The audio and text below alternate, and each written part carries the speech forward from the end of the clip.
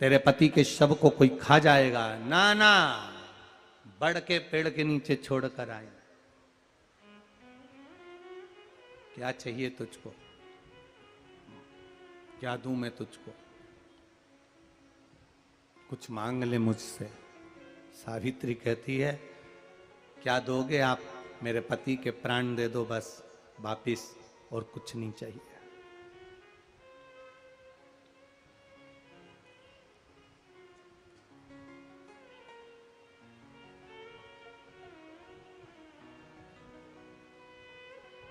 But Savitri की अमावस्या के दिन किसी एक माता ने सीहोर आश्रम पर एक मैसेज भेजा, और उस मैसेज में लिखकर भेजा कि गुरुजी से पूछना, हम भी तो पति की इतना मानते हैं, पति का सम्मान करते हैं, पति को आदर देते हैं, तो हम भी सावित्री की गिनती में आते कि नहीं आते।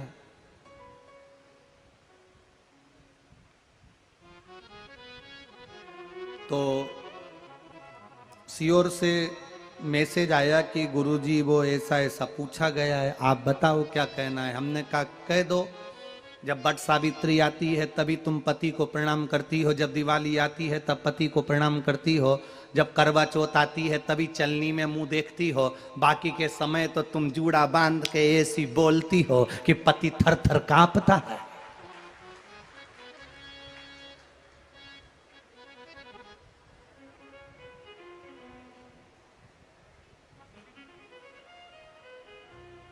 केवल एक करवा चौथ का दिन ऐसा होता है कि चलनी में पति का मुंह देखती हो।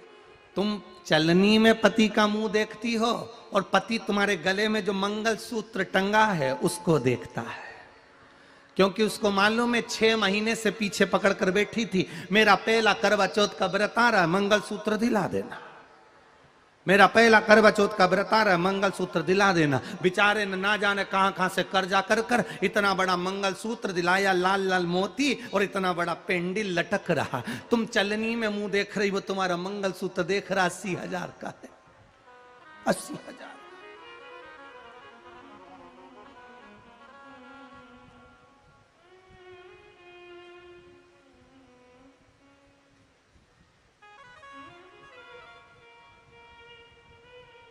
सोलह श्रृंगार में नारी के हाथ की चूड़ी का कलर अलग हो सकता है, चूड़ी की डिजाइन अलग हो सकती है, चूड़ी अलग हो सकती है, चूड़ी महंगी सस्ती हो सकती है, मंगलसूत्र की कीमत ऊंची नीची हो सकती है, पांव की बिछुड़ी की कीमत ऊंची नीची हो सकती है, कान के कुंडल की कीमत ऊंची नीची हो सकती है। तुम्हारे शरीर पर जितने जितने 16 श्रृंगार हैं उसकी कीमत ऊंची नीची हो सकती है। केवल मंगलसूत्र की डिजाइन बदल सकती है, नाक की लौंग की डिजाइन बदल सकती है, कान के बुंदे की डिजाइन बदल सकती है, हाथ की चूड़ी की डिजाइन बदल सकती है, पांव की पायल की डिजाइन बदल सकती है। केवल नारी के 16 श्रृंगार में एक श्रृंगार ऐसा है जिसकी कीमत जो पहले थी वही कीमत आज तक है, और उसकी डिजाइन आज तक नहीं बदली। वो मांग का सिंदूर है, एक जैसी डिजाइन है और एक जैसी कीमत है। सारे श्रृंगार की कीमत अलग अलग है। तुम्हारे हाथ की चूड़ी की कीमत अलग होगी, पड़ोसन के हाथ की चूड़ी की कीमत अलग होगी, किसी के साड़ी की कीमत अलग होगी, किसी के जूड़े की कीमत अलग होगी, गजरे की कीमत अलग होगी, गजरे की कीमत अलग होगी, पायल बिछुड़ी की कीमत अलग होगी, पर मांग में जो सिंदूर डाला जाता है वो एक कीमत का होता है, एक डिजाइन का होता है और एक जैसा होता है, और वो सबसे भारी होता है। सावित्री यमराज से कह रही है मेरे पति को छोड़ दो। यमराज कह रहा है सावित्री तेरा पति मर चुका है, मांग के सिंदूर को पोंछ दे। सावित्री कहती है पूरा श्रृंगार उतार दूंगी पर मांग का सिंदूर नहीं पूछने दूंगी। तब यमराज ने कहा जब तक तू मेरे मांग का अपनी मांग का सिंदूर नहीं उतारती तब तक तू मेरे पास नहीं आ सकती। भगवान यमराज से सावित्री ने कह दिया मैं भी तुझे वचन देती हूं यमराज, मेरी मांग में जब तक सिंदूर है, जैसे सीता ने लाइन लक्ष्मण जी ने लाइन खींच दी थी और सीता पार नहीं जा सकती थी, मैं भी तुझे वचन देती हूं जब तक नारी की मांग में सिंदूर है तब तक तू उसके पति को उसके सामने लेकर नहीं जा सकता, यह भी मैं तुझे कह देती हूं। यमराज भैंसे पर सवार होकर सत्यवान को लेकर जा रहा था। सावित्री से वचन पर वचन चल रहे थे।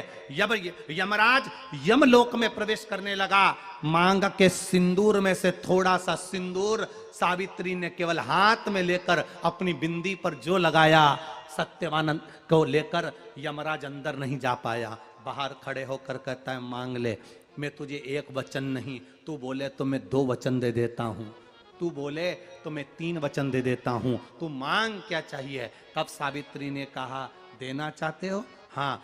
अब यमराज को लगा कि लालच में पड़ गई सावित्री।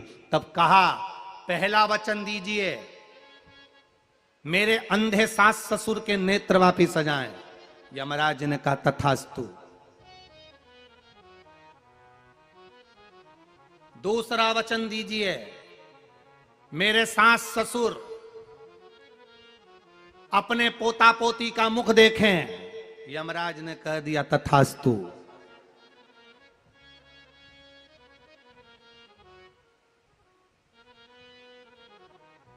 जाओ। यमराज जाने लगे, फिर आग जलने लगी। कहने लगे, अब मैं अंदर क्यों नहीं जा पा रहा हूं। सावित्री कहती है, तुमने वर दिया है, मेरे सास ससुर पोता पोती का मुख देखें, उनके बेटे को तुम ले जाओगे तो पोता पोती कहां से होगा, छोड़कर जाओ। सावित्री है, पति को वापिस लेकर आ